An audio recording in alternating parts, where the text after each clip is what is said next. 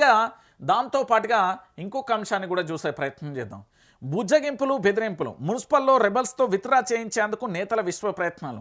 BRS బీజేపీతో పోలిస్తే కాంగ్రెస్లోనే ఎక్కువ మంది రెబల్స్. అసంతృప్తులను బుజ్జగిస్తున్న మంత్రులు, ఎమ్మెల్యేలు, ఎంపీలు, సీనియర్లు పలు చోట్ల దారికి వస్తున్నా, మరికొన్ని చోట్ల ఏంది అంటే అలాంటి ఎవరైతే ఉన్నారో వాళ్ళు అసలు ఈనే పరిస్థితులలో లేదట, వాళ్ళే స్ట్రాంగ్ వార్నింగ్లు ఇస్తారట. టికెట్ల కోసం జగిత్యాల, సూర్యాపేటలో ఆశావాహుల ఆత్మయత్నం. పార్టీ కోసం కష్టపడిన వారికి కాకుండా పారాచూట్ నేతలకు టికెట్లు ఇస్తున్నారనే ఆవేదన. నేడు మధ్యాహ్నం 3 గంటలకు విత్డ్రాకు ఛాన్స్ అంటూ కూడా చెప్పిన పరిస్థితి కనబడుతుంది. ఇది జగిత్యాల జిల్లాలో ఆత్మహత్యయత్నం చేసిన శేఖర్, సూర్యాపేటలో పెట్రోల్ పోసుకున్న కాంగ్రెస్ నేత కోడి శివ అంటూ కూడా చూస్తున్న పరిస్థితి కనబడుతుంది. ఇది కాంగ్రెస్ పార్టీకి సవాల్గా మారిపోతుంది. ఇక్కడ ఏమవుతుంది అంటే 3 వర్గాలు ఉంటాయి ఈ పార్టీలలో. ఒకటి మంత్రి ఎమ్మెల్యే ఉంటే ఆయన చుట్టే తిరిగి తెల్ల బట్టలు వేసుకుని ఆయన వెనకనే ప్రోగ్రాంలకు అటెండ్ అయ్యేటైనా ఒక ఆయన.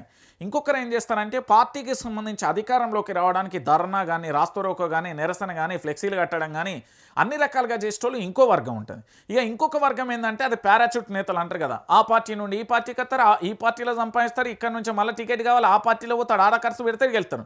సో ఈ 3 వర్గాలతోనే అసలు సిసలైన కాంగ్రెస్ నేతలు చాలా ఇబ్బంది పడుతున్నారు. ఈ అసలు సిసలైన కాంగ్రెస్ నేతలకు సంబంధించి పూర్తి స్థాయిలో కూడా ఎందుకు వాళ్ళను ఏంది అంటే ప్రభుత్వం కాపాడుకోలేకపోతుంది, వాళ్ళ పార్టీ కాపాడుకోలేకపోతుంది.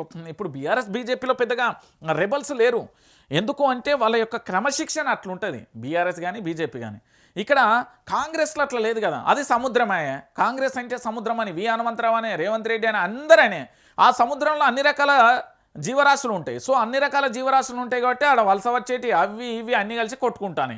ఇప్పుడు ఏమవుతుంది, అంతర్గత పోరుతోని పూర్తి స్థాయిలో ఇబ్బందులు పడే పరిస్థితి ఏర్పడుతుంది. కాబట్టి రేపు ఏం జరుగుతుందో మనం కూడా వేచి చూద్దాం.